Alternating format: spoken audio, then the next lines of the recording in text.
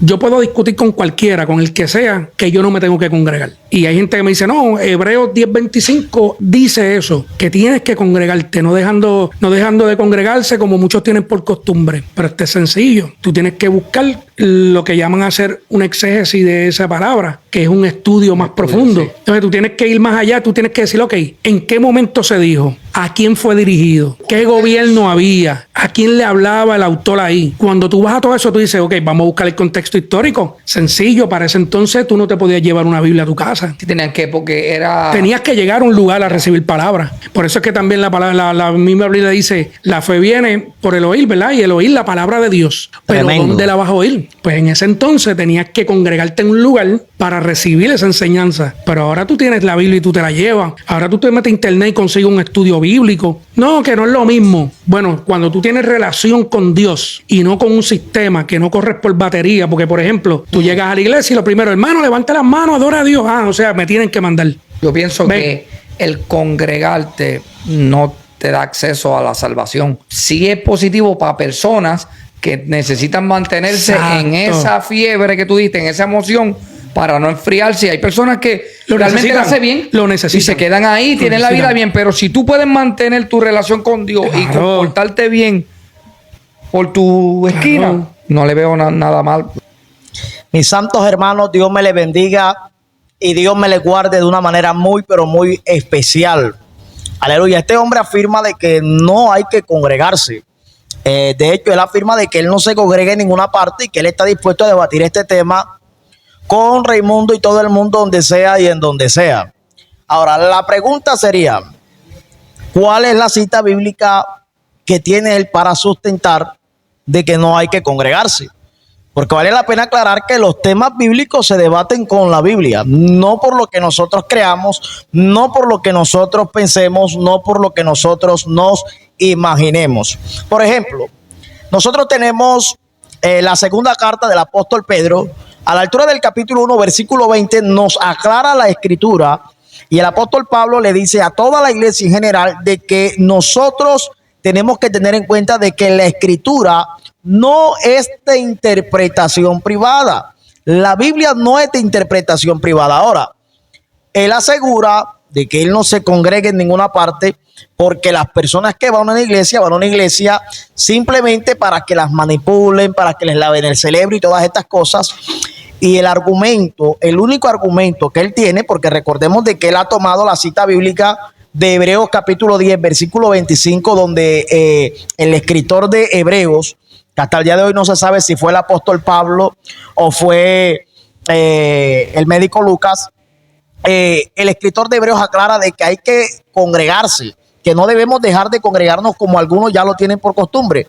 Mire, mis hermanos, hay algo importante en todo esto, es que él ha citado Hebreos 10:25, pero él asegura de que Hebreos 10:25 no está haciendo referencia a que hay que ir a la iglesia. O sea, eso es lo que está dando él a entender.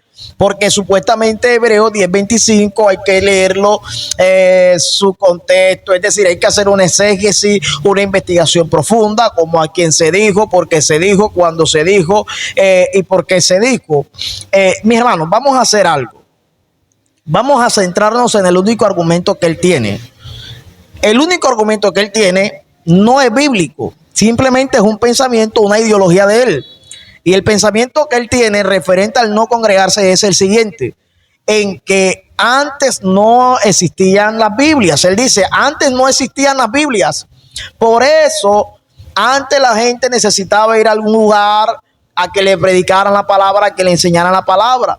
Pero hoy en día, dice él, que como hay internet, como ya hay acceso a la Biblia, ya no es necesario que las personas vayan a un templo a escuchar la palabra de Dios.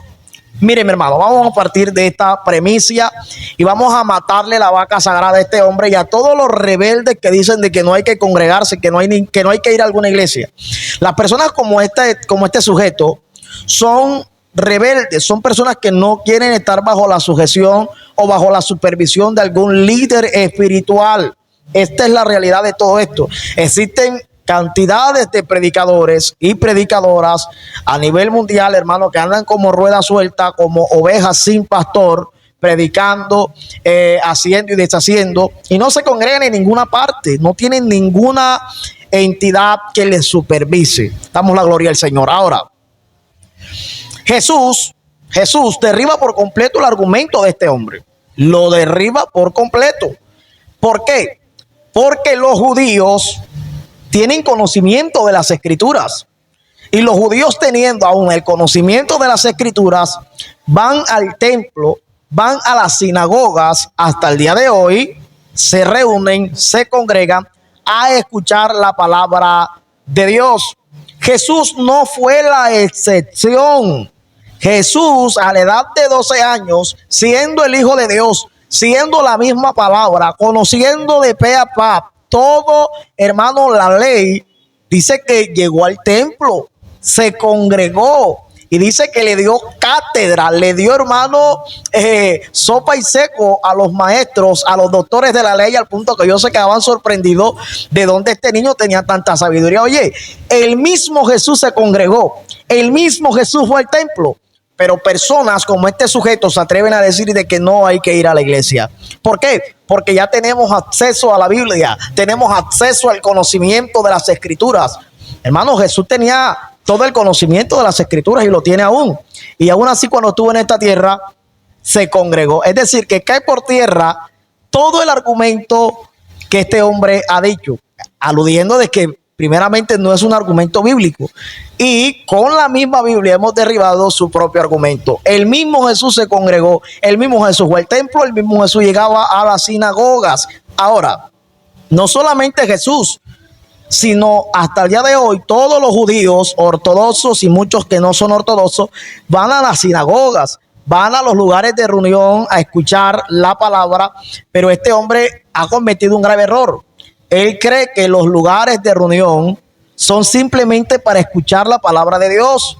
Él no sabe que los templos también se han construido con la intención de que nos juntemos como hermanitos y adoremos y exaltemos el glorioso nombre de nuestro Señor Jesucristo, Hijo de Dios, el cual murió y se dio a sí mismo por causa de nuestros pecados. Entonces, no llegamos al templo solamente a escuchar palabra, sino que llegamos al templo también a escuchar la palabra, a alabar el nombre del Señor, perdón. Vamos a ver qué dice la Biblia respecto a la congregación. Por ejemplo, en el Antiguo Testamento tenemos el libro de Números a la altura del capítulo 14, versículo 5. Mira lo que dice Números. Entonces Moisés y Aarón se postraron sobre sus rostros delante de toda la multitud, delante de la congregación de los hijos de Israel. Ya la gente se congregaba para alabar y exaltar el nombre de Dios. Por ejemplo, mire lo que dice, por ejemplo, Salmos, mire lo que dice Salmos capítulo 22. Salmos capítulo 22 a la altura del verso 22. Mire lo que dice la Escritura. Anunciaré tu nombre a mis hermanos en medio de la congregación. Mire lo que está diciendo la Escritura en el Antiguo Testamento. Ya la gente se congregaba para exaltar el nombre del Señor. Y dice, en medio de la congregación te alabaré. No solamente se reunían para, hermano, enseñar la palabra o enseñar la ley en aquella época, sino para alabar el nombre de Dios. Ahora, Hebreos no solamente nos habla de la congregación en el capítulo 10, versículo 25, sino que el escritor de Hebreos nos está diciendo en el capítulo 2, a la altura del verso 12, nos está confirmando que hay que congregarse. ¿Con qué nos confirma Hebreos que hay que congregarnos? Con el capítulo 22, versículo 22. Hebreos confirma el verso del capítulo 22 de Salmos en el capítulo 2, versículo 12 del escritor de Hebreos. Ahora, vamos a matar dos pájaros de un solo tiro. Mire, él dice que hay que hacer el exégesis y todo aquel asunto, que hay que investigar y todo esto, a quién se dijo, por qué se dijo.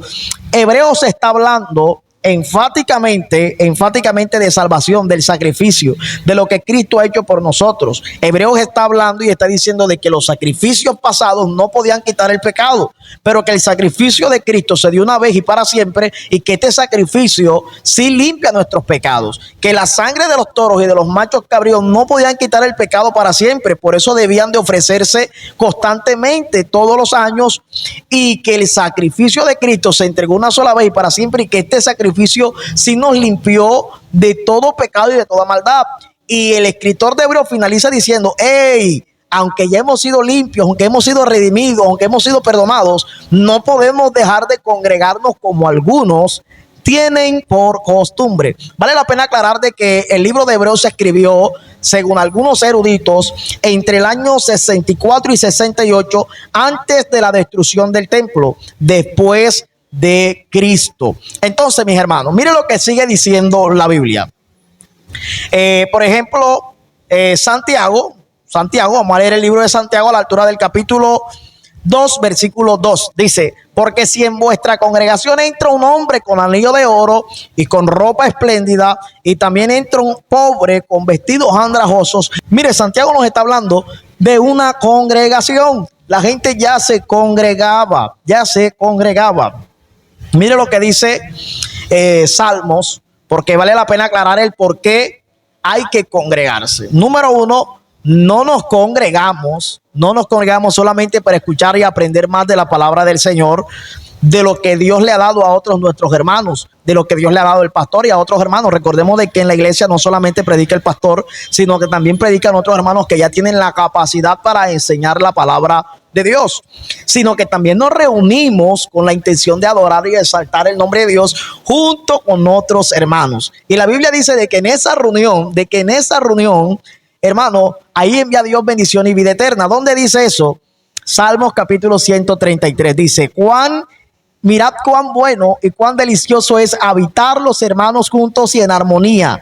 Mirad cuán bueno y cuán delicioso es habitar los hermanos juntos y en armonía.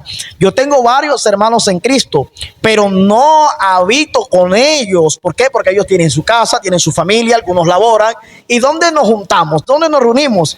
En el templo. Y la Biblia dice que es bueno, es delicioso habitar los hermanos juntos y en armonía. Dice: porque ahí envía Dios bendición y vida eterna. Es hermoso cuando nos juntamos en un lugar para exaltar y glorificar el maravilloso nombre del Señor, y también para escuchar su palabra. Quiero finalizar con esto. La mayoría de personas que tienen este pensamiento de que no hay que congregarse, simple y sencillamente son personas rebeldes que no, hermanos, están preparados para entrar al reino de los cielos. ¿Por qué? Porque si ellos predican y creen que no hay que congregarse, simple y sencillamente ellos, ¿qué van a hacer en el cielo? Si en el cielo, hermano, nos vamos a congregar los santos para exaltar y glorificar el dulce nombre de nuestro Señor y Salvador Jesucristo, Hijo de Dios, quien se dio a sí mismo por causa de nuestros pecados. Fin del comunicado. Somos evangelio sin censura. Hay que tener mucho cuidado con este tipo de enseñanzas falsas, que más que edificar la iglesia, lo que genera es que más gente rebelde se levante y hagan lo que se les dé la gana. Mis hermanos, comparte este video. Dios te bendiga y Dios te guarde.